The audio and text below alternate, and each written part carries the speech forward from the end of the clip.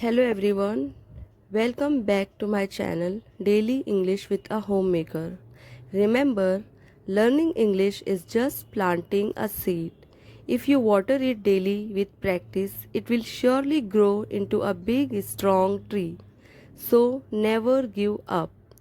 Today is day 3 of my 30-day English fluency challenge. On day 1 and day 2, we practice simple words and sentences. And today we are going to practice using the simple present tense. We usually use the simple present tense to talk about our routine.